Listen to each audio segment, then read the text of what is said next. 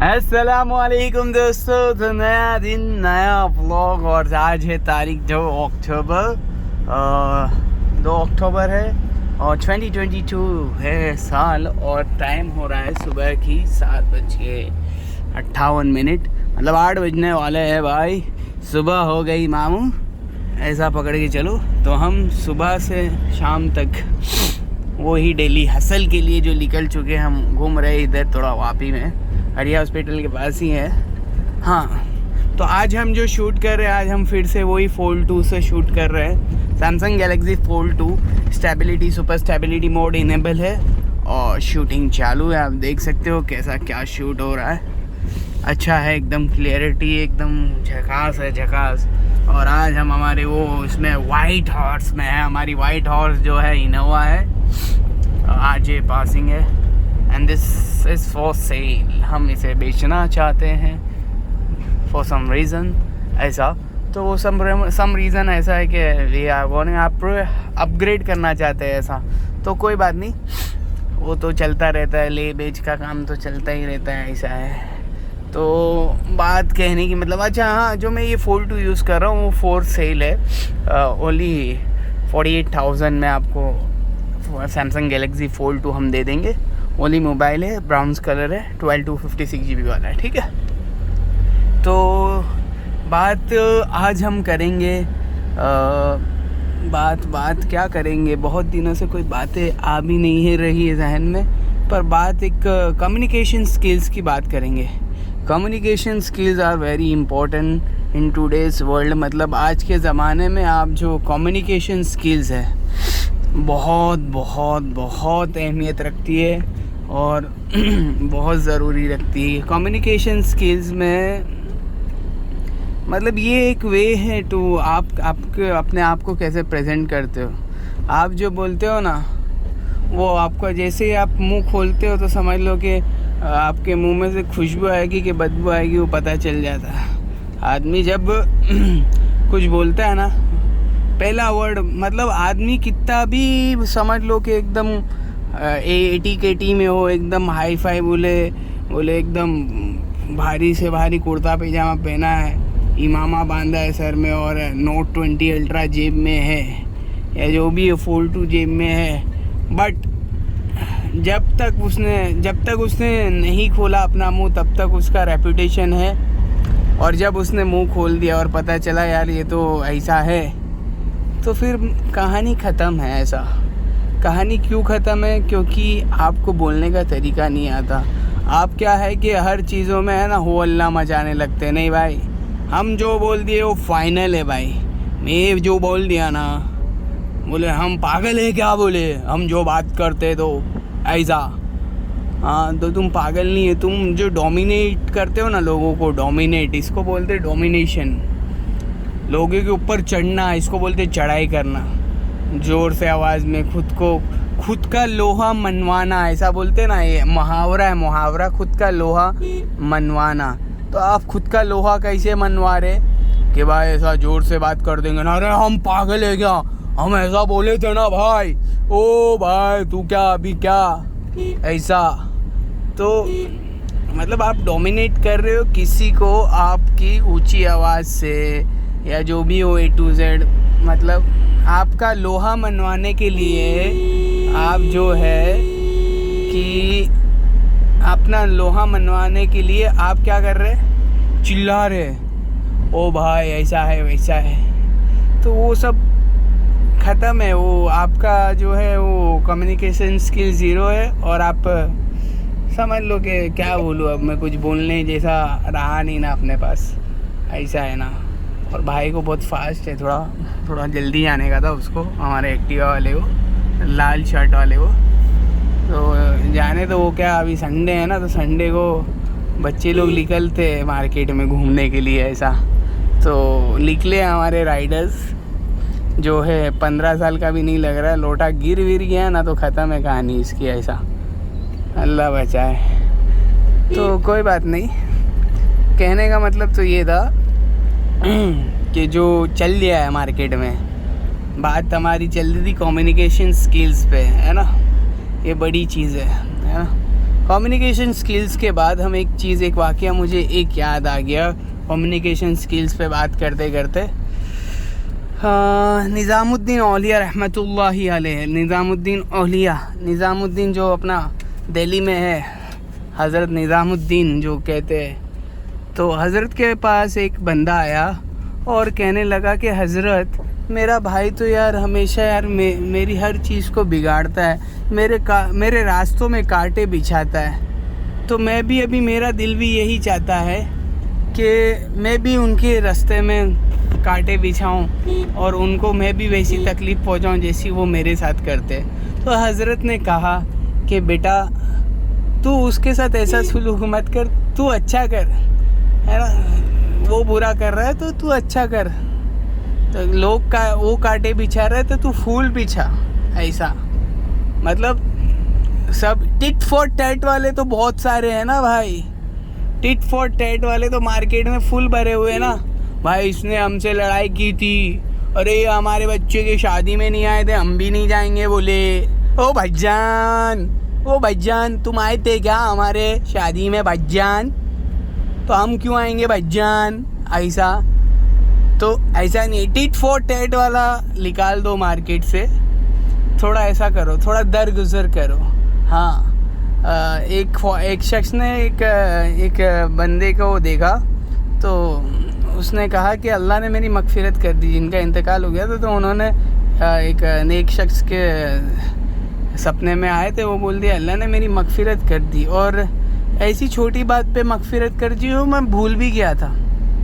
तो उस शख्स ने पूछा कैसे, बोले कि एक मर्तबा मेरी जो बीवी है उससे थोड़ा अनबन हो गई थी, तो उसने मेरे को थोड़े ऐसे अल्फाज बोले, तो मेरे को जी चाहा कि मैं उसको तलाक दे दूं ऐसा। पर मैंने जो है कि अल्लाह के लिए दरगुजर कर दिया, अल्लाह के लिए माफ़ कर दिया मैंने उसे। तो अल्लाह के लिए माफ़ किया तो अल्लाह ने क्या किया कि तो फरमाया कि अल्लाह ने मुझे कहा कि तूने मेरे लिए मेरी बंदी को माफ़ किया था, तो मैं भी मेरे बंदे मैं भी तुझे माफ़ करता हूँ। जा, तूने क्यों माफ़ किया था, दरगुजर करना। हर जगह वॉयलेंस और क्या है वो सब बोले ना, वॉयलेंस क्या काम का, कई काम का नहीं है वॉयलेंस ऐसा। तो वॉयलेंस नो मैटर व्हाट, आपका वॉयलेंस सब ख़त्म है कहानी आपकी वॉयलेंस की। एक्चुअल में कहने का मतलब ये है, नॉन वायलेंस से जो काम हो सकता है वो वायलेंस से नहीं हो सकता, और जो वायलेंस से काम हो सकता है वो नॉन वायलेंस से नहीं हो सकता। हर चीज़ की एक डीमेरिट्स और मेरिट्स होती है। मेरिट्स एंड डीमेरिट मतलब अच्छाई भी होती है, बुराई भी होती है, फ़ायदे भी होते हैं, नुकसान भी होते हैं। हर दोनों चीज़ की देखो, वायलेंस के भी कुछ फ़ायदे हैं, कुछ नुकसान हैं। नहीं मतलब वायलेंस के थोड़े से फ़ायदे और बहुत ज़्यादा नुकसान है, और नॉन वायलेंस के बहुत ज़्यादा फ़ायदे हैं और बहुत कम नुकसान है। ठीक है, नॉन वायलेंस से गांधी जी ने कैसा एक रिवॉल्यूशन लाया ना। आज 2 अक्टूबर है तो हमारे गांधी जी का भी बर्थडे है ना, याद आया हमको। तो गांधी जी को भी उनकी जयंती पे मुबारकबाद क्या देते, पर उन्होंने जो नॉन वायलेंस की थ्योरी दुनिया को सिखा के गए, हाय नॉन वायलेंस। और हमारे मोहम्मद सल्लल्लाहु अलैहि वसल्लम का नॉन वायलेंस, जब वो फ़तेह मक्का किया, आप यूट्यूब पे जाके देख लो फ़तेह मक्का, उसमें बता देगा। यूट्यूब में सिर्फ लिखो फ़तेह मक्का भाई मौलाना तारिक जमील या A to Z जो भी आप मार सकते हो, सर्च कर लो। फ़तेह मक्का के मौके पे अल्लाह के नबी चाहते तो सारे के सारे जितने भी कुफ़ार थे उनकी गर्दनें उड़वाने की हुक्म कर देते, बट क्या नहीं, आज तलवार नहीं चलेगी। मोहम्मद ने सबको माफ़ कर दिया। हाय वो नबियों में रहमत लक़ब पाने वाला, मुरादे गरीबों की बरलाने वाला। हाय वो नबी बहुत प्यारा नबी, वो बड़ी अज़मतों वाला नबी। रबीउल अव्वल भी चल रहा है। क्या प्यारे नबी, हमने हमारी नबी की ज़िंदगी नहीं पढ़ी। मेन मसला तो यही हो गया ना भाई। ओ मुसलमानों कहाँ जी रहे हो, कहाँ मर रहे हो, क्या कर रहे हो? तुम्हारी नबी की ज़िंदगी को पढ़ो। कितना नॉन वायलेंस था उनकी ज़िंदगी में, कितनी मोहब्बत थी उम्मत के लिए, कितनी मोहब्बत। है मोहब्बत के बारे में मैं कितनी बार ब्लॉग में बताऊं, मेरे नबी की मोहब्बत कहाँ से कहाँ बात चली जाती है। पहले कम्युनिकेशन स्किल्स पे आए, फिर वो हज़रत के वाक़े पे आ गए और अब हमारे नबी की बात पे आ गए। बट हमारा तो ऐसा ही है। तो जब नबी की बात शुरू हुई है तो मैं मेरी नबी की मोहब्बत एक बता के इस व्लॉग को ख़त्म करूँगा। वही मुझे तो मेरे नबी की बातें बहुत सारी वही याद आती है जो अल्लाह के नबी भूखे थे और रात में वो जो खटिए पे अपने जो पे भूख की वजह से जो खटिए पे जो खटिए का वो जो कोना होता है, सिराना होता है जहाँ पर वो लकड़ा रहता है, उसको चौटा के मतलब खुद का पेट को चिपका कर वहाँ पर लेटे और भूख की वजह से थोड़ा तिल मिला रहे थे। तो माँ आयशा रज़ियल्लाहु ताला अन्हा ने कहा कि अल्लाह के नबी, अरे आप तो अल्लाह के नबी, आप दुआ करोगे तो हमारे लिए क्या क्या नहीं आएगा।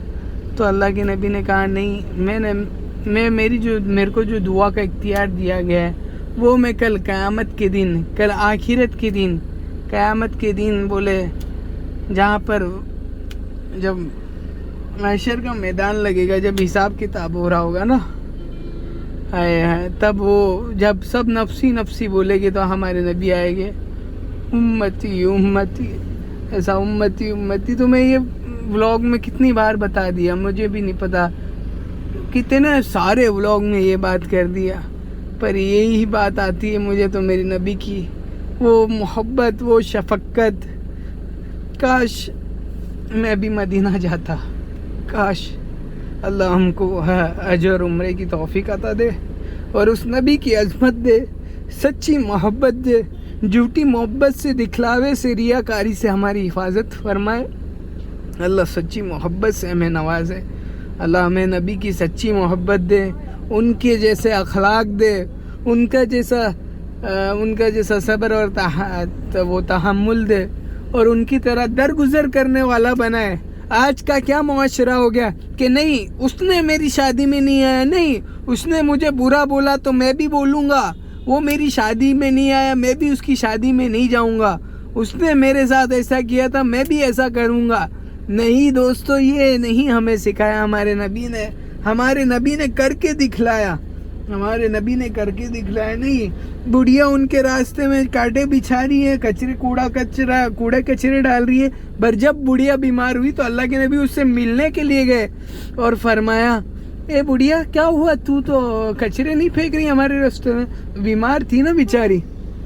इयादत करने गए बुढ़िया से।